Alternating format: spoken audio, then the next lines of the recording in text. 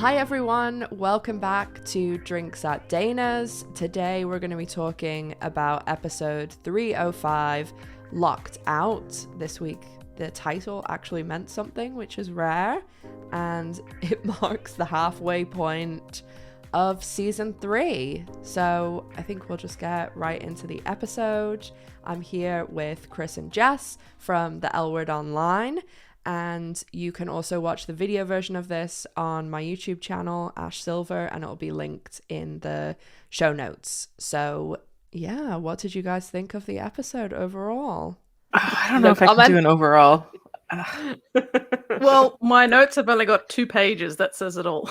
I should say like small notes, note pages.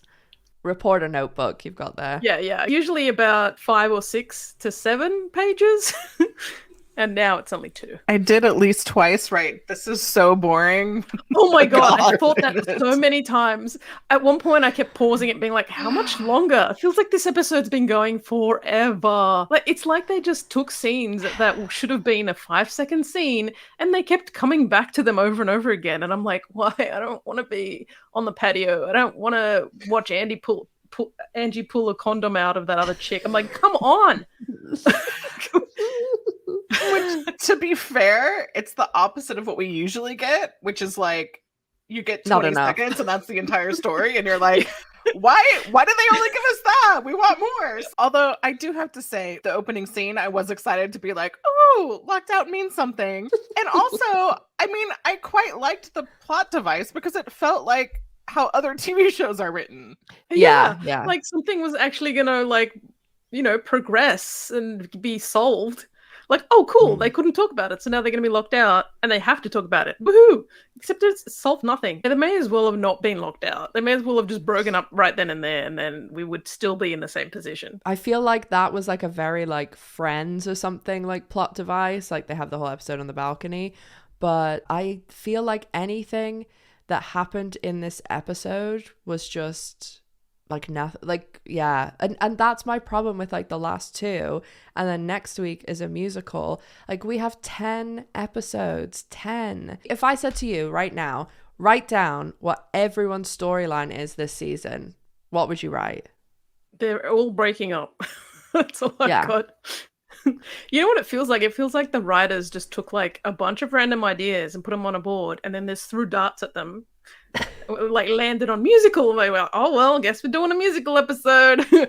There is kind of a lot of shows do this. I know the Office is one that really did this a lot, especially because they had 9 seasons, is that in the writer's room they will basically have like all these note cards with like ideas like that, it could mean it has no connection, like they don't know how they're going to do it. It'll be something like, oh, we really want, and it could be from really simple to like larger, and you could say one of them could be a musical episode. Another one could be something like, we want a scene between Bette and Finley, and normally they'll have like, tons of note cards, and it'll be a moment where someone will be like, oh, okay, this is where we can use one of the note cards. So I feel like maybe they're using that, like maybe they're just like pull a random note card off the wall.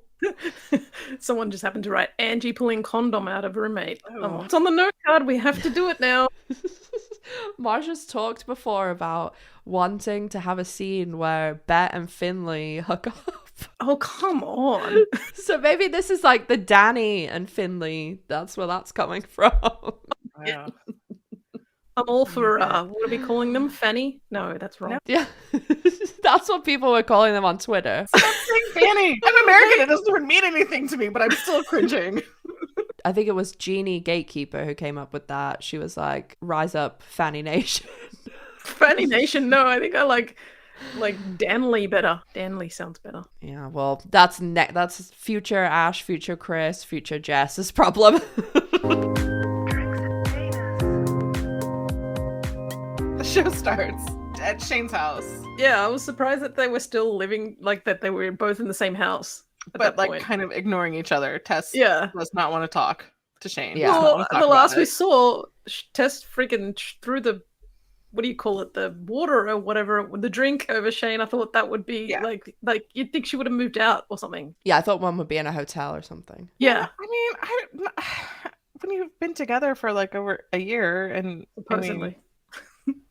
So anyway, Tess is being slightly more adult about it. Shane's basically being Shane. It feels like she wants, absolution or something. They get locked outside on Shane's Chasing balcony. They're trapped outside, which means they're forced to talk to each other, and neither of them are happy about that. No. Yeah. And that's about as much as we have to say about that. Well, and the bummer is, like, I was saying that, like, I kind of like this plot device, but I feel like if we saw it in any other show, it would have been used to comedic effect, and this was just, like, kind of depressing. Yeah. It was weird that, like, Shane was like, well, no, Tess was like, oh, have you been to therapy? And of course Shane hasn't. And then she was like, well, I'd go if I thought it would help. I'm like, that's literally the point of therapy. Yeah. Maybe go to therapy. I'm like, why couldn't they resolve to just have Shane and Tess both go to therapy? Like, I don't know why Shane at the end was like, I'm just going to leave. Like, didn't you say that you'd try therapy? I feel like that's the theme of this season. Like, everyone's in therapy, which... They heard me. Yeah, they heard you. They're giving you what you want, Ash. They want to put everyone in therapy. But I haven't seen any therapy. I've just heard people talking about going and then not actually going, because Bet just went for 5 minutes to a silent retreat and Shane said she'd go, but then won't. But I mean, at least Tess is the only person I feel like who's ever challenged her and called her out on this. I mean, because first she starts out by saying that she's an idiot for dating Shane in the first place because she knew Sue was a cheater, and that everyone knows that, and everyone knows that that's what she does and that's her personality. And Shane looked a little like chagrined by that, but come on, it's fucking true. I mean, that's been Shane since day one. Yeah, but then there was that whole missing period when the show wasn't on, how 10 years or 12 years or whatever it's supposed to be. And when she came back, she was married, supposedly, and they were going to have a baby or whatever. Like, it was like, she was supposed to have changed. I don't remember how long they were actually together, though. It could have been not even as long as she and Tess have been together. That's true. I think they also Vegas forgot. wedding. Yeah, I think they forgot that. I think they have anything that happened in season 1, they've like forgotten, or they're just like retconning. Like Danny's dad, like even stuff from season 2, I just think that they just are purposely ignoring, or like they're just like, oh, no one will notice, because the stuff with Bette and Tina from season 1 also now is they've rewritten it a little bit, I think. Because in season 1, they were saying, oh, Bette and Tina were like in a bad place, and then Tina met Carrie, but then it doesn't seem that's the way it was. I don't know. You saying hi to everyone? Hi, G. Look at that sweet baby face. G would like to say, where the fuck was Bette, Tina, and Gigi? Look at that little face. You cheeky little munchkin. You cheeky little munchkin. This is why you have to watch the video version, because you get to see G. And a cute little munchkin face. Otherwise, they're just listening to the podcast going, what's going on? Why are they all talking in a baby voice all of a sudden? G is here. She likes to be involved. So the next scene was Angie and the roommate. Who has what did she call it? A she-emergency? Oh, I didn't catch that. Yeah, she was like, please tell me you're free because I have a she-emergency. I can't even see it. Angie and her roommate, who I just kept writing down roommate because I didn't remember her name until Angie said it at like the end of the episode. Was it? Bella. That's it. I keep thinking of Bella Swan of Twilight. Because she's like the opposite of Kristen Stewart. So Bella had some sexy times with a frat boy or something, and has a used condom stuck inside of her, which I immediately am thinking, I'm like, this is a movie. I've seen this before. This has been I feel like I've seen it in something before. Yeah, something. It must be a common occurrence with straight people. I don't know. Well, I don't know, but that's sort of like the beginning of the movie Plan B, where like she literally is on a hunt to go get Plan B because of the condom inside it, which obviously means you did not have protection. Yeah. I wish we had a straight person to ask. So that was bad. But I mean, that's a good all the point. time they spent in the episode talking about sex, they completely missed the whole sexual health aspect, that she could now have STDs or be pregnant. It's maybe straight sex education fail right there. Yeah, fail. We're not good to ask about much. Very, very little knowledge over here about how those parts go together. But targeted the wrong audience with the whole scene where we just heard a nation of lesbians going, ooh.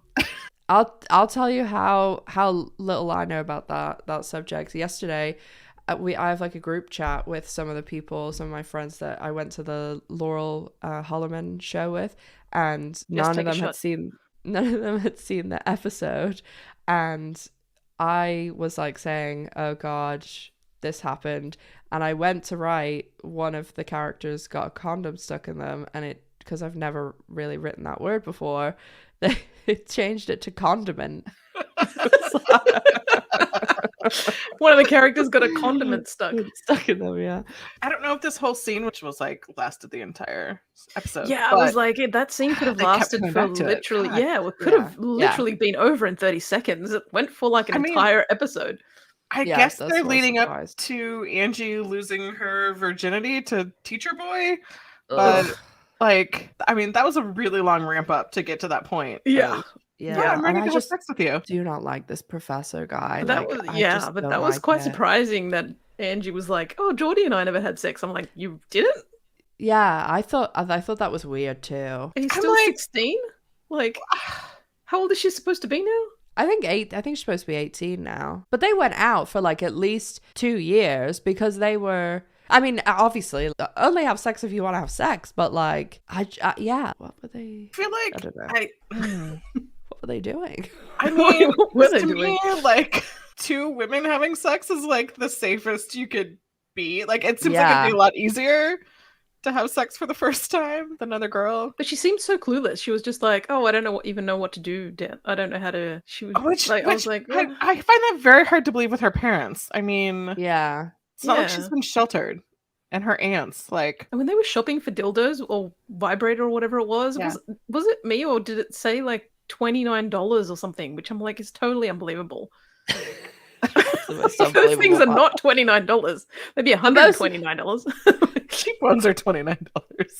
It didn't look that cheap. They look like they were on a proper website. I don't know. I found the Angie and Geordie thing strange. I feel like they were trying to like, again, like retcon stuff, and I don't know, but my high school girlfriend and I, we were watching The L Word and figuring stuff out. Like, it's not like they went out for like a few weeks. Like, that's a long time. And they did kind of have that. I mean, Tina had that discussion with her, like, about, didn't their moms have like a sex talk with her, sort of?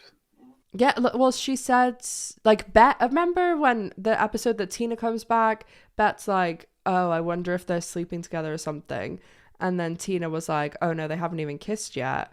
But then I'm assuming, like, Bette and Tina, like, come on, they had to have some sort of follow-up or something. Like, that's like, I mean, I've had that discussion with my brother. I don't know. I don't feel saving themselves for marriage. But it's very unbelievable that she wouldn't have talked to Bette and Tina about it. Or even times. Shane and Alice, like you said, exactly. Like, come on. Like, they have a great relationship with her. And I feel as though maybe, especially her reaction to seeing, like, Bette and Tina together, then I'm sure she would have said to Shane, like, whatever, when Shane and Kiara took her for the driving test, like, they seem to have that type of relationship where she told Shane about Geordie before she told her parents. See, I feel like that would have been a good storyline for Angie this season. Yes, thank you. Imagine you having a conversation with Shane and stuff about, like, I don't know how do you do, and then Shane taking her out and being like, "Okay, who do you like? Let's line it up." Well, and in the first episode when she talked about maybe this could be her hoe phase, I'm like, what? Oh yeah. What the fuck? Yeah, the hoe phase. She's sexually active, but you know, whatever. Spent a lot of time talking about sorry.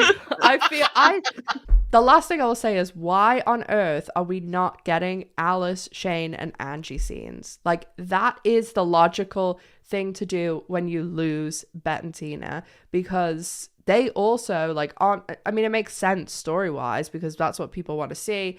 People love Alice and Shane. I will talk about this later because I'm really annoyed about it. But about the lack of Allison Shane, but Jordan Hull and Kate and Leisha have great chemistry. Like, why would you not tap into that? Because there's not chemistry abundance in other relationships that we're seeing on screen. So the whole point of like TV shows a lot of the time is being able to go week by week and seeing, oh, guess what? Like Danny and Gigi, these two actors have great chemistry together and work together. And it's not film where it's like, oh, okay, we're shooting together for these 5-6 months and then you never see them again. Her parents are gone, so you would think Shane and Alice would be like popping up, you know? Yeah, and like checking in. But yeah, that whole thing, it just felt like very teen show to me, but like not in a good way. No.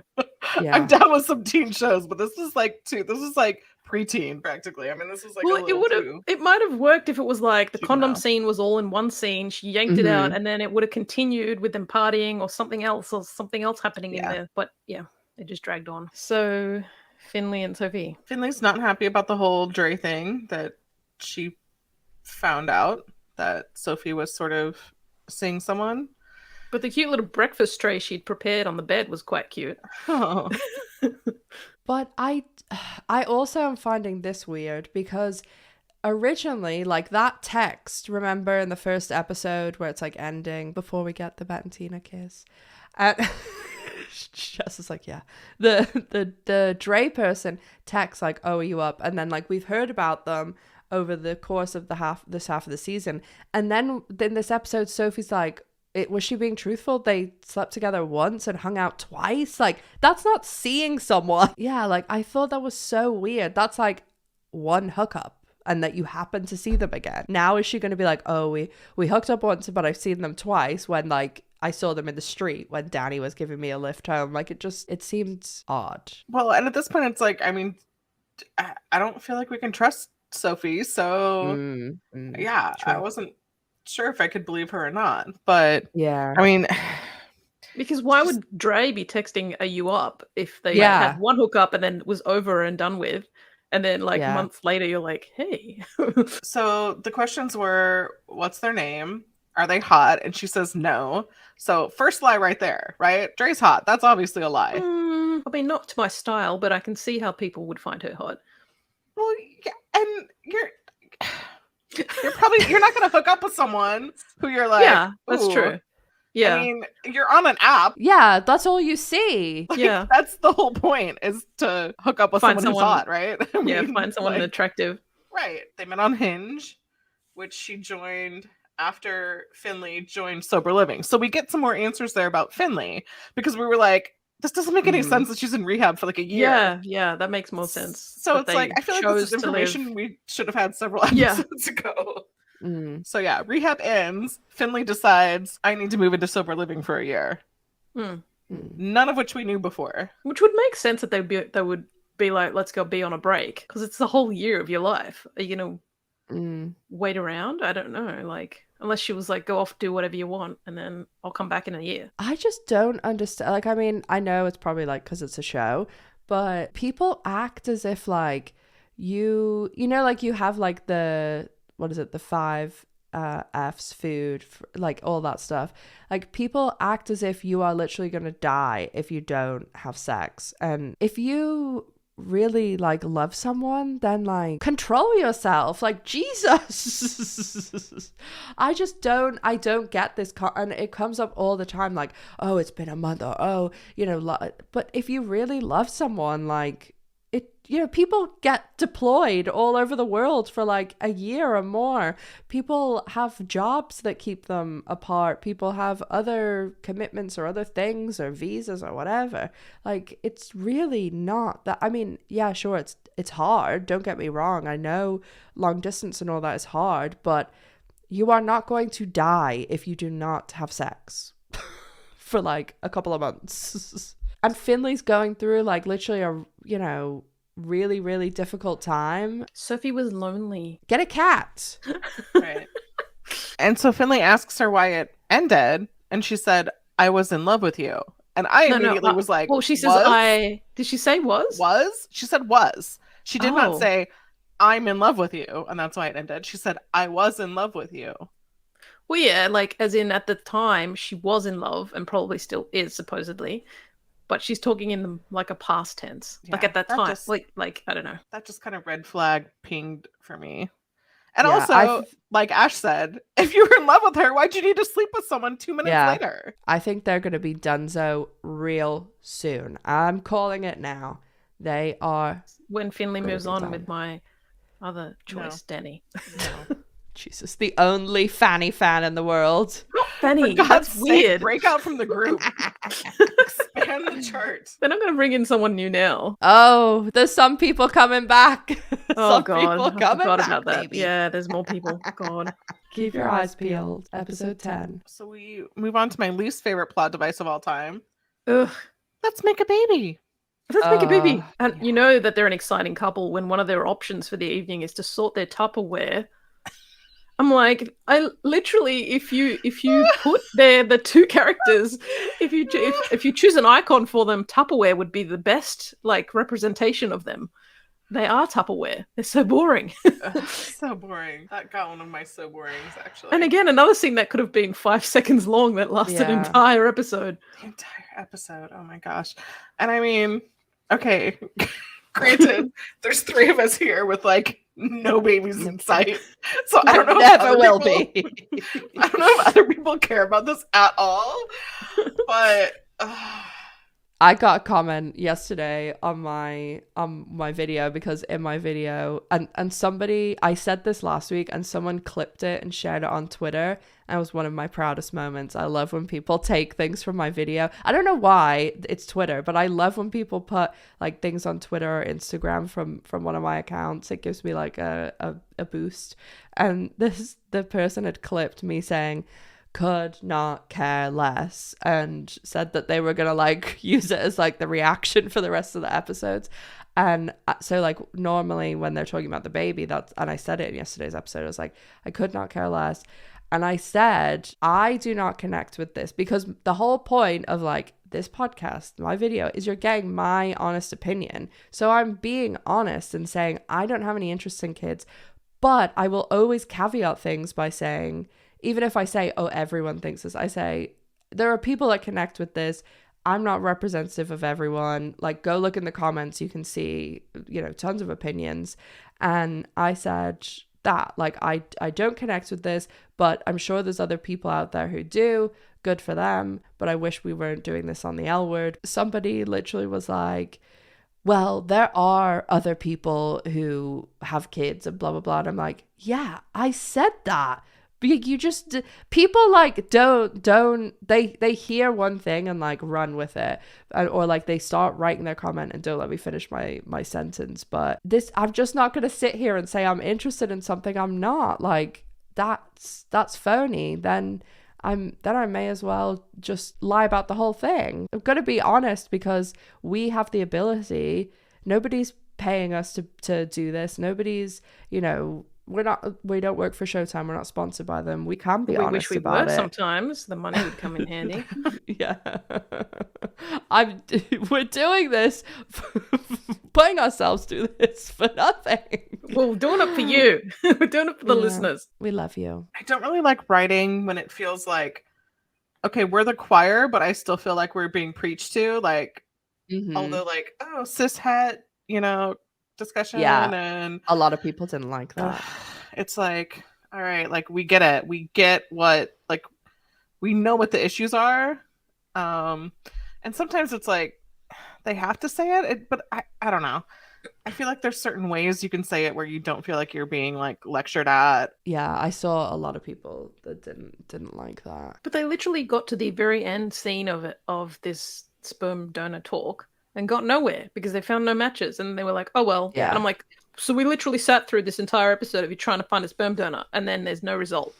Yeah, talking about how it's eugenics and stuff, and we shouldn't pick a perfect baby, we should pick one that's like us, which I'm with Micah, like, ouch, but like, oh, fair, okay.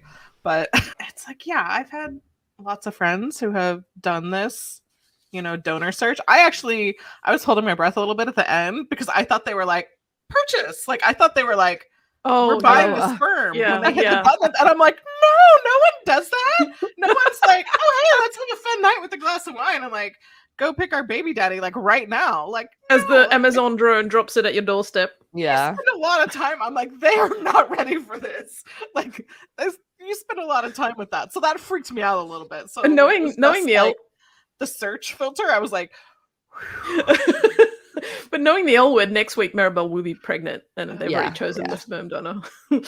But so the only other thing I want to say about this, because we're all bored. We fell asleep during it. The only thing I will say is like how big a difference this is from the original L Word when Bette and Tina are not looking at sperm donors. They're like, we gotta go out in person and talk to men we know. Sleep with people. Yeah, like how like what a difference 20 years makes when you're like, how do I get a baby? I better go find a guy I'd be willing to sleep with, or like do a turkey baster thing. Yeah. Okay, that's what I forgot to say. When the whole Angie and her roommate tampon thing, which like I get was supposed to be, humorous, but just didn't quite land. I didn't feel like. But I wrote down, I'm like, this scene would have been so much more hilarious if the OGs were doing. If this was like Alice and Shane in the scene, being like, yeah, that would have been freaking hilarious. Yeah, that I can see that. Well, getting a condom out of Alice. Yes. Oh yeah, that actually would have been funnier. But I feel like Alice would have had way more experience and would know how to get a condom out. Yeah, but I mean, agree. This would have been way more. It would have been way more funnier. Asking Shane, and can you imagine Shane being all like grossed out? Yeah. Yes, and like that is more like something you ask someone you've been friends with for a couple decades, and not like, hi, I met you 2 weeks ago. Yeah. Can you pull something out of my vagina? Right. Can I tell you though? In university I used to work for an OBGYN. And the amount I've got to add this to the long list of jobs that Ash has done. Mm-hmm. I have the medical group now, and it has an OB in it. But the amount of things that have been pulled out of vaginas. Oh, good Lord. The list is endless. Anyway, moving right along. What weird things have you found in vaginas? I find this hilarious because when I'm reading about the period cup things, and people are always worried about like, oh, what if I can't get it out or getting it stuck up there, and it's like, oh, just bear down, like it'll come out. I'm like, it seems like a lot easier to get something out of your vagina than, I mean, I feel like more doctors are removing things from people's rectums, not the other way around. Yeah. Much more common. Like out of. Yeah. So, Danny almost gets run over by a scooter, which looked hilariously badly done. But they're like, the meet cute though. Yeah, but even they mentioned it was like, no, it was very forced. Yeah. Like, get out of the way, like as if the scooter guy wouldn't have just gone around her. Like, it's not going to barrel into her. He would have fallen off as well. The way they said, "Oh, I want to kiss you" or something like that. I know, who says that? Like, literally after 1 second after meeting someone. I feel like they said it because they were like, "Oh, if we say it, maybe it's not like cheesy." But yeah, it was. Cheesy part was finding out who that person was later on. Yeah, where I was like, "Oh, are you kidding me? Out of everyone in Los Angeles, that's the one." Okay, fine. But that just happens to be Dre, who Sophie had slept with. Mm-hmm. Did you like them together at all? I'm just really... You're still hurt after Gigi. Yeah, because anytime, I said this yesterday in my video, anytime I see Danny, all I think is, where the fuck is Gigi? Why did you fuck all this up with Gigi? Why isn't she in the show?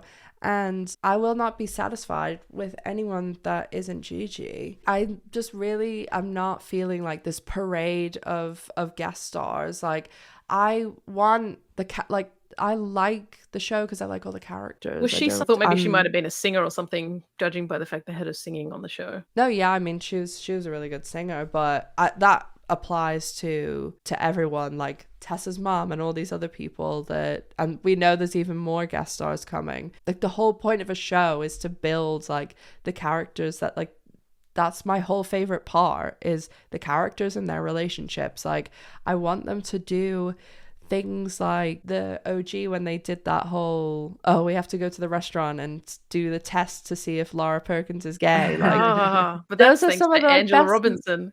Yeah, those are like some of the best moments. And then now they're just like, I don't know, Was it taking to things out of ascertain the vaginas. disposition of a Miss Lara Perkins? Yeah. Oh, I will have to say, even though I like the little like rom-com aspect of it, I absolutely hated the like 10 minutes we spent talking about the freaking wedding planner. Oh my Like, god. Is this a Quoting big that movie shit that back. everyone knows? I mean, like, it's not like I it's mean, Dirty Dancing and I- people know 20 all the years lines ago, to yeah. it.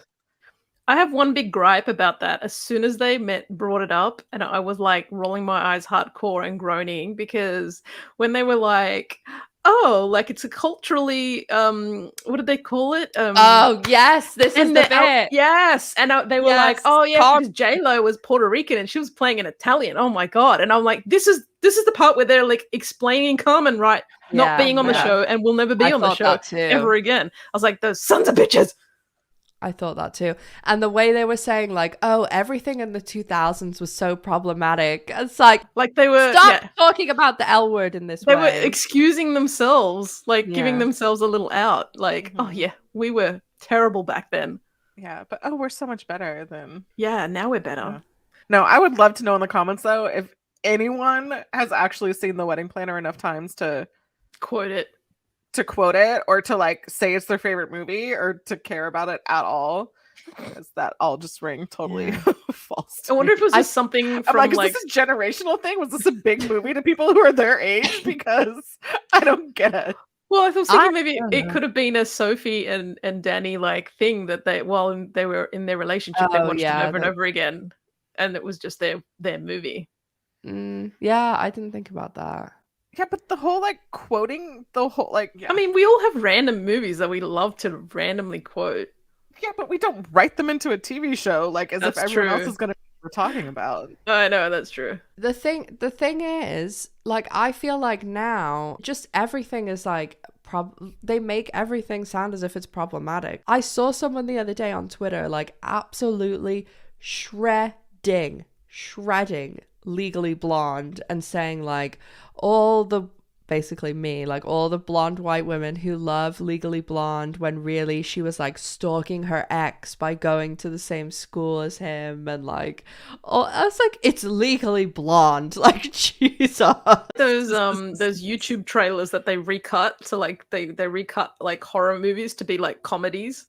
Oh, I have to say though, like back when Danny has just kissed Dre and she's gone inside, one of my favorite moments of this episode was like Danny ordering this like tequila from Finley. Oh, that was being good, like, yeah. I don't want anything cheap, and Finley just like, oh, I know, but I've been to your house, and then like doot on the nose. Yeah, I'm like, that's my favorite moment. That wins the episode for me. Finley saves the day again. That was good. Danny is gonna tell Sophie about what just happened.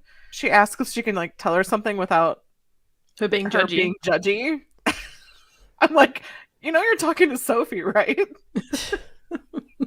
But I like that their relationship has turned into the most lesbian thing that's ever happened, which is like you become that kind of person with your ex where you're just like talking about other people they're dating with and sleeping with and all this stuff.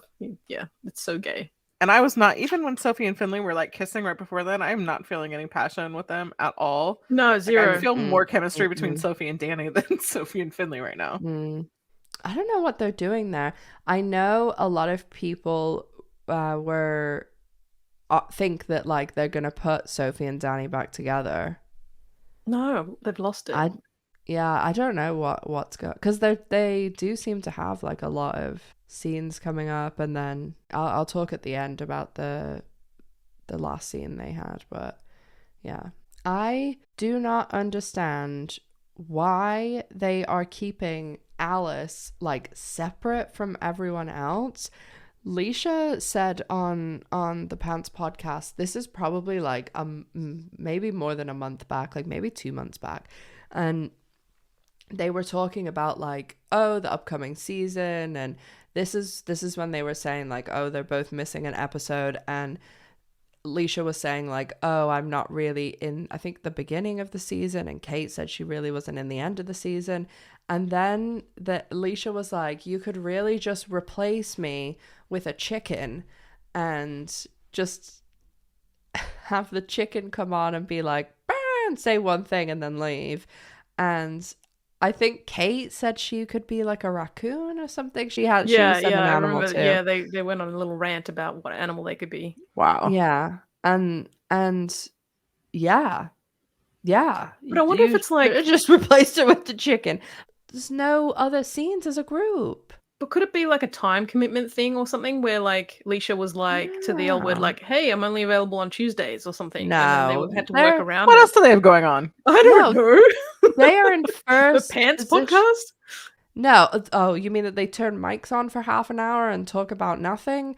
They don't edit. They don't edit that. They've got like a whole team of people that do that. They literally sit the time that they record and that's it.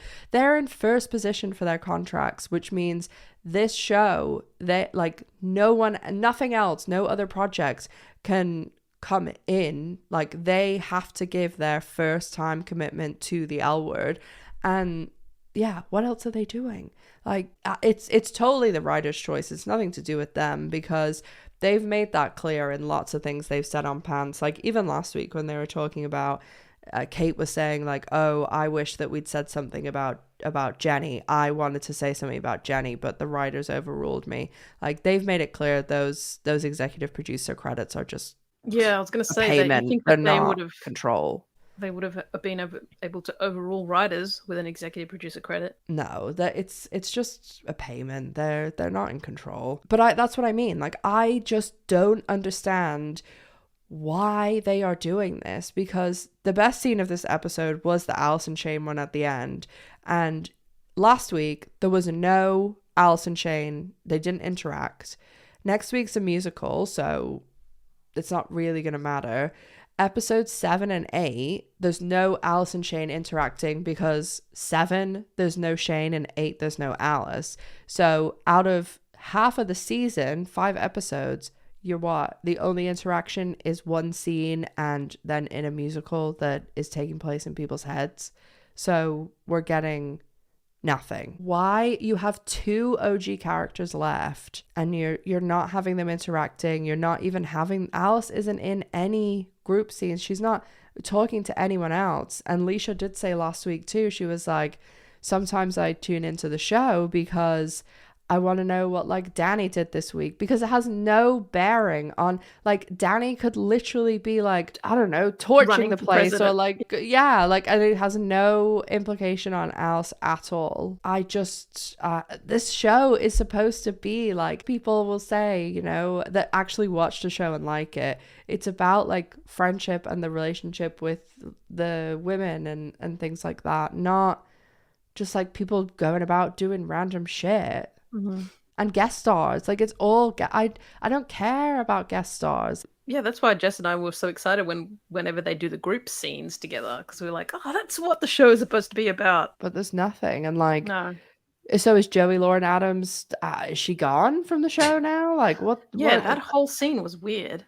And like when it first started, when, you know, Alice walks into the movie theater, I got a little excited because I was ooh, like the episode's about to get good, because Alice always brings the comedy element to it. Yeah. And we already knew that she's expecting Shane to meet her there, and Shane's locked out on the balcony. So we already know, like, ooh, hijinks, like something's gonna happen. Yeah. Here's Alice with her 2 giant bags of popcorn sitting by herself and like catching every random dude that walks in thinking it's Shane. The old ladies behind her were funny though, because like she literally said, I picked 2 seats with no one behind us, so they can't kick our seats, and then like she literally sits down and gives them like a glare. They're sitting right behind her. And yeah, so then we see Taylor come in with another woman. I'm like, I mean, I just thought it'd be nothing. I honestly thought, you know, Alice is gonna be like, well, it wasn't watching a preview. Thinking something's going on, and it's going to be like her friend from work or something. So I didn't expect. Actually. We already knew because it was in the trailer last week. Mm-hmm. Oh, really? Yeah, it showed them kissing. Oh, I did not see that. Yeah, so that's why we were like, "What is already happening with them?" Like, ugh. Yeah. But I kind of understood where Taylor was coming from. Taylor, that's her name, right? Yeah. Because they haven't had that exclusivity chat yet. And while you don't, like, before you have that chat, usually you're still dating other people. Like, you're going on Hinge and all those places to still find someone. So you're still going on dates with other people until you have that chat with that one person and go, we're exclusive now, right? and then you're exclusive. I don't know. I mean, some people are old school and don't think that's a thing, but I think that modern people do that. I don't know. I don't know. See, I thought that was more of an old school thing to date a lot of people, like casually date before you settle with someone. But casual dating to me is like literally going out on a date. Like, oh, we're going out to the movies. We might share a kiss, and then you drop me back home. Like, yeah, well, that's probably what that person was. The second she spent an entire 3-day weekend in Alice's bed, you are no longer casually dating. Yeah. That's your girlfriend. Oh, I don't know about that. Well, probably a lot of people would beg to disagree as well. Yeah, I Jess, I agree with you. Yeah, 3 days. 3 days? Yeah, no, no. I haven't got 3 days to do anything. So 3 days in someone's house. I haven't even had 3 days off. No, I've 10 years. I've heard a lot of stories from a lot of, let's say, dysfunctional lesbians. Is there functional lesbians? Well, where I would have thought that 3 days constantly at someone's house meant that you're their girlfriend, but this, I've known people who are full on, they've almost moved in for 2 weeks, and then turns out they weren't even dating. I was like, what? But Taylor and Alice had a whole conversation of oh, I really like you, and I'm trying, are we at that part of our relationship yet where we can see each other without makeup on and stuff? They had a conversation about where they are in their relationship. I feel like that was the L word, making it sound like a lot more time had passed in their relationship than it actually had. It had been like a month. Well, yeah, in theory. In L word for a month. Time. It's another. It's the was timeline. It a month though? Yeah, exactly. It was the timeline all screwed up. Was it? I still think. I think it was more closer to a week. Well, I don't know. I think they're just still brand new. No, I mean they said it was a month. She spent. It couldn't have been. She spent multiple days there. They had the conversation about, oh, are we gonna, let some of the mystery go? And after a week, you do that when you're in a relationship with someone. Oh, I don't know. That's just more oh, can I be more comfortable around you now? See, I don't think anyone's seen me without makeup for probably 7 years. That's you better be married. Yeah. That's the lesbian urge to merge, though. That's happens after a week. I was waiting for hijinks, though. I would have rather the whole Taylor thing not have happened in the cinema, and instead Ellis had to rush over to Shane's to be what's going on? Why can't you get out? And then she can't find the keys, and then there could have been a whole thing about trying to get them off a ladder, off the patio, or something funny. But it wasn't supposed to be a funny scene. That was a serious scene about Shane and all of her shit that no one's ever called her on before. Yeah, but still nothing got resolved. But the weirdest part out of that patio scene for me was the fact that Tess is could you be a sex addict? And Shane's maybe. I'm are you serious? Come on. Yeah, Shane is not a sex addict. That was weird. I said that in my review too. That was weird. She's not. She's just afraid of commitment, but she's not addicted to sex. Yeah. But it's also weird to say, I think it's weird to say that sex means absolutely nothing to you whatsoever. Oh, some people it doesn't mean anything to them. Especially someone like Shane, who we know in the past was a sex worker. Would have to. That's true. Yeah. Have you blocked that all out? I blocked out everything from the OG.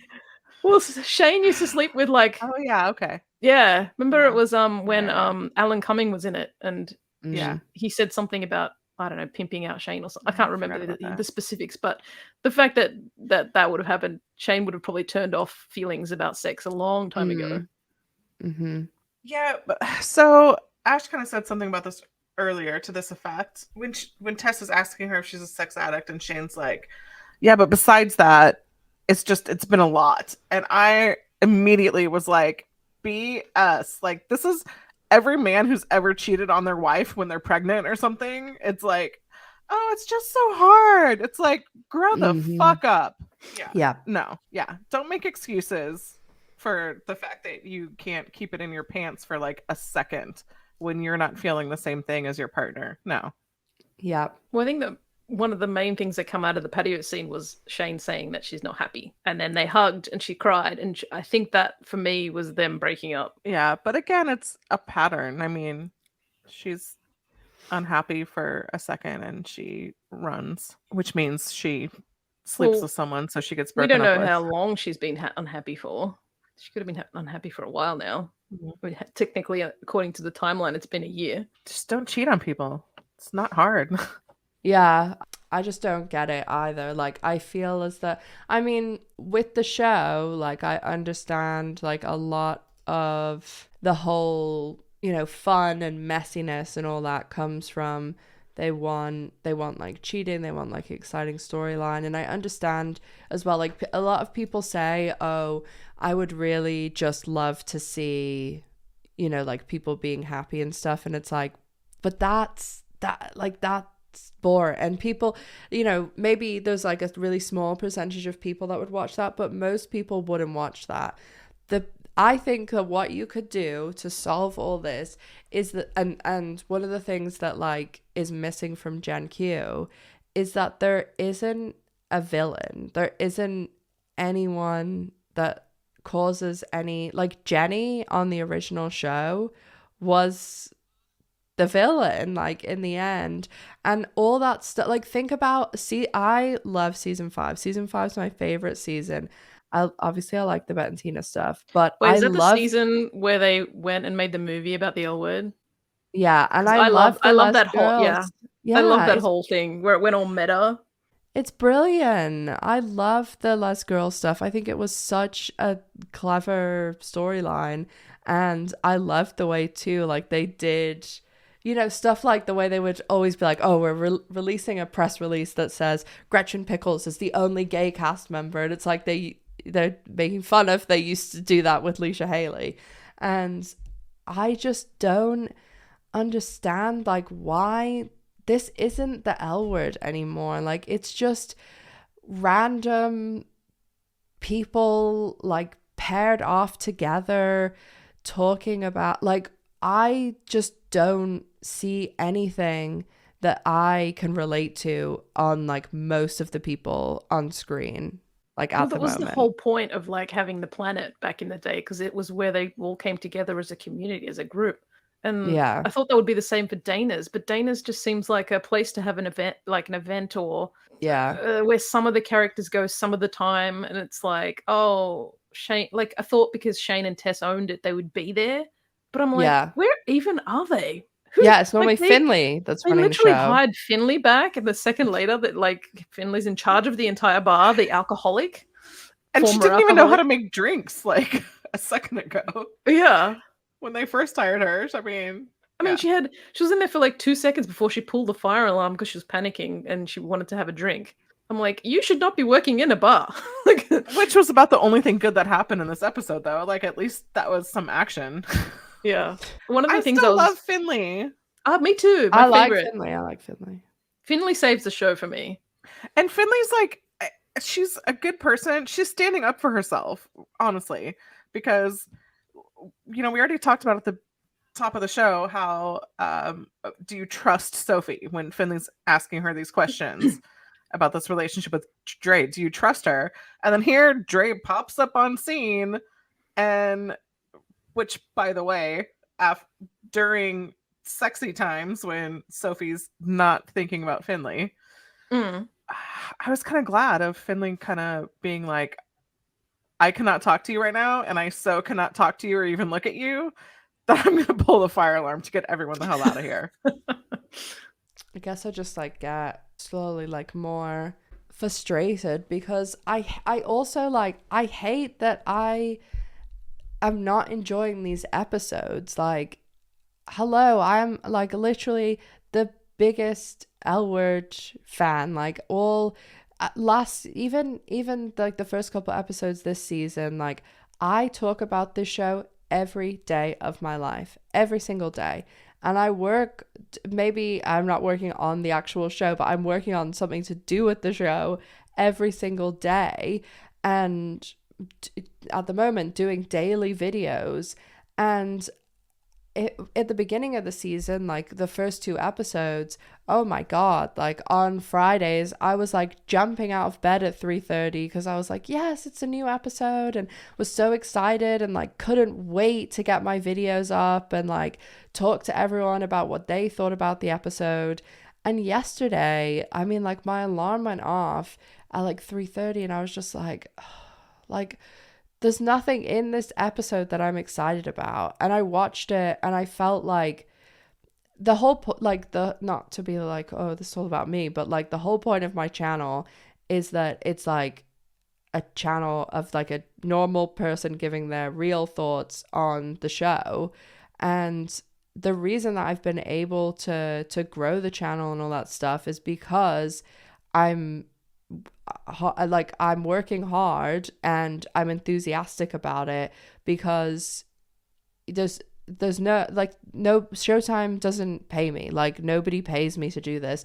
There's ads on my videos, but they like LGBTQ content does not make a lot of money. So it's my love that's making me do this. Like, I want to enjoy the show. I want to talk to other people about it. And starting the channel when Tina came back was born out of, I wanted to talk to someone about it, because I don't really have anyone here who watches the L Word in real life.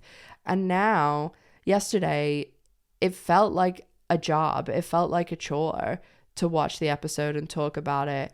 And that's sad, like, because it's not my job. And if I don't love it, like, I'm not going to continue to, you know, if this is the way next season's going to go, like, why am I going to get up at 3:30 to watch something I don't even like? You literally experienced exactly what Jess and I experienced during the first OG show. We went into it so enthusiastic, so wholeheartedly, and we worked for free and we put our souls into it. We loved it. And then it went to shit. And then we became disgruntled and they treated us like crap. And we became even sadder, to the point where, yeah, it was a chore and we didn't want to do it anymore. Like, yeah. And now we've all arrived at the end result, which is we're all disgruntled now. Yeah, it's incredibly frustrating. We want it to succeed. We want it to do well. We want it to do better. And it doesn't. Yeah, the best part of the episode was the last scene with Shane's dog spooning Allison and Shane. Oh, the dog sandwich was so cute. But the part where, like, Alice was like, "Oh, do you want to be the little spoon?" And Shane was like, "Oh, no one's ever asked me that before." I was like, "Oh, it was so sweet." I just don't know why they like aren't having Alice and Shane interact. Like, I can't say that enough. I know, literally, the what was it, 30-second scene they had at the end was better than the entire 54-minute episode. Yeah. They should have just had the whole episode just be Shane and Alice, and I would be very happy. Yeah, they just keep them like completely separate, and it's like, why? There's no logical explanation. If there is, we would like to know what it is, Showtime. Yeah, we'll be holding my breath for an answer on that one. I just, I don't understand. It's like I don't know, like they're shooting themselves in the foot by like their decisions now at the moment. Laurel did an interview, then Kate and Leisha did one, then Jamie did one with The Advocate, and they shot this interview the day after episode 1 had come out. So it's so stale and old, and they only released them this week. It makes no sense because Kate and Leisha and Jamie and stuff, they won't talk about anything past and anything in the season. So even though we've already seen 5 episodes, they're like, oh yeah, there's a reason that Alice and Shane see more of Angie this year. And it's like, you're not even talking about the fact that Bette and Tina aren't there. So it's all incredibly old, this stuff. But Jamie said in her interview that the night before she did the interview was the day where they went to the Semi-Tropic for the season premiere watch party. And Jamie said that Marja did like this introduction to the episode and basically said like, you know, it's great if you love the show and you love the characters and stuff, but it's okay to hate the show too, and to hate storylines and to hate characters. And like, is she trying to recreate the hatred we all had for Jenny by like making us hate the entire show now?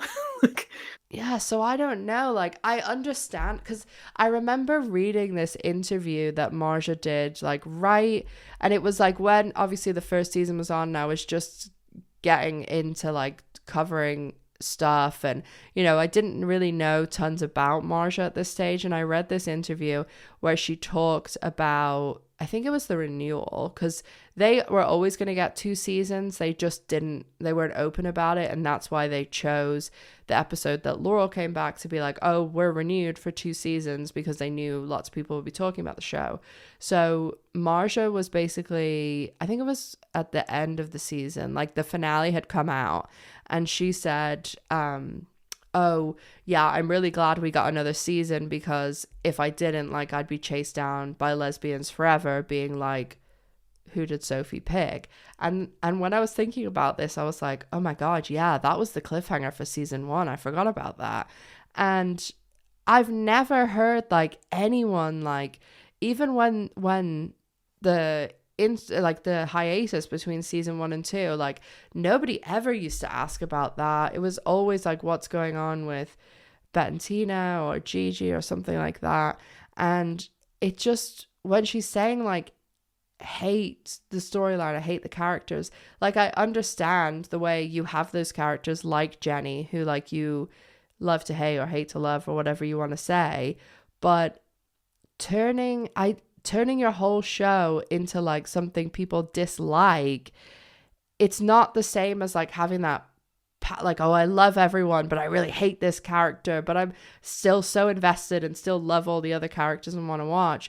But how I feel now is not hate. I feel disinterested. Like, I don't hate Micah and Maribel and all those people. I'm so bored by them and I'm not interested. And I'm like one of your biggest fans, and I'm saying that. That's bad. Yeah. I did see someone in our Facebook group today post, though. They wrote, I currently hate the show, but since we don't have a lot of choice in the field of lesbian dramas or lesbian TV shows, I'm going to be here every episode with my popcorn to watch it. So, like, basically they can force feed us anything, including fishing condoms out of vaginas, because they know we're going to be here watching it. I don't know. I know that there's definitely less people watching the show. You can see it. You can see it in their social media numbers. I mean, like, do I know that for an absolute fact? No, like, I don't work at Showtime. I can't see their numbers, but you can tell it's not the Bette and Tina. I mean, like, a lot of people are annoyed and want Bette back on the show and stuff, but I believe the biggest reflection of the downturn in numbers is Gigi and Danny and Gigi, because the active people that watch Gen Q, more of them care about Danny and Gigi because they're new, they're fresh, like there hasn't been long enough for people to hate Danny and Gigi, and that is having a huge impact. And I still believe that's why they're not saying anything still to this day. 6 a.m. on Saturday the 17th of December, they still haven't said shit about Seppi, who no, and I don't think they will.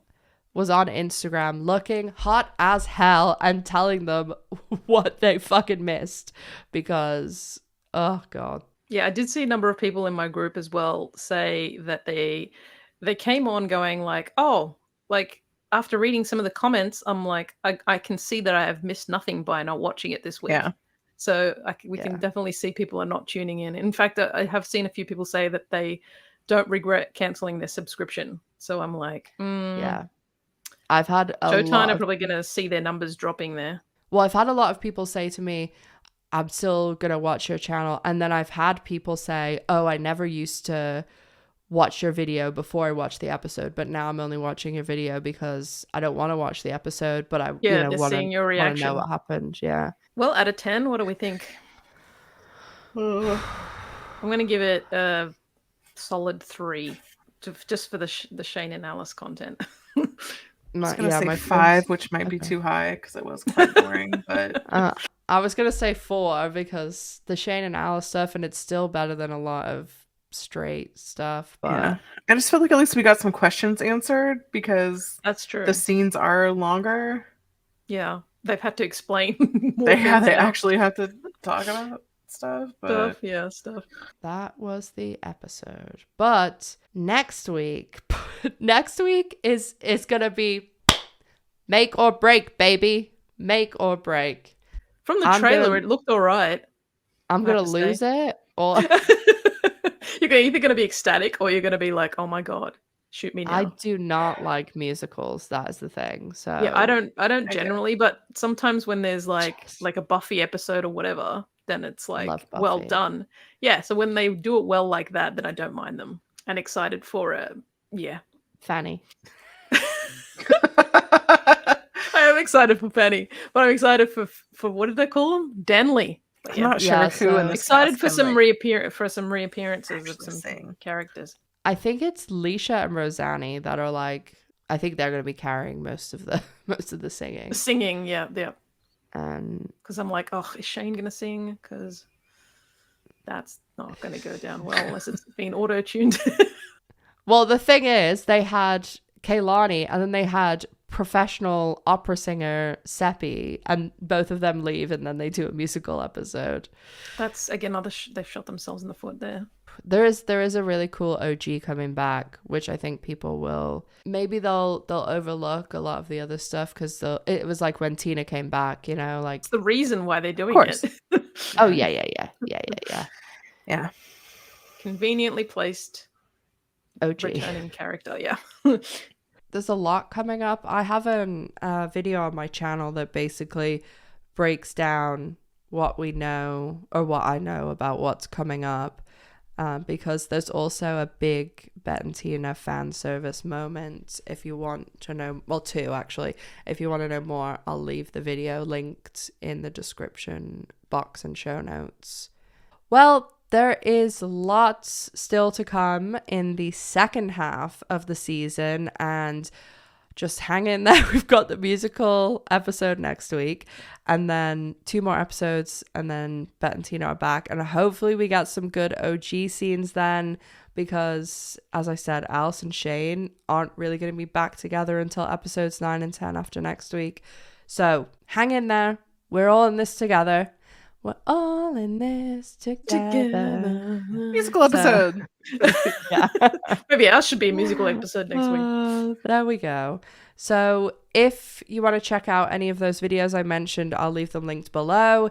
If you want to check out Chris and Jess's site, The L Word Online, I'll leave it linked in the show notes below. Also, you can follow all of us and Drinks at Dana's on Instagram, and those are linked in the show notes as well. If you would like to leave us a review on Apple or Spotify, we would super, super appreciate that. And don't forget to leave your thoughts, feelings, and opinions in the comment section on YouTube. And thanks so much for listening, for watching. Make sure you come back next week for episode 6, Questions for the Universe. As always, make sure to stay safe, and we'll see you next week. Bye. Bye. Wait, when was your birthday? Oh, it's you have to think about your birthday. Tuesday. I didn't know which day it was. Tuesday. No, but what date is it? Oh, the 20th. You're like, what date is your birthday? My brain is full with L Word. My brain is full with L Word.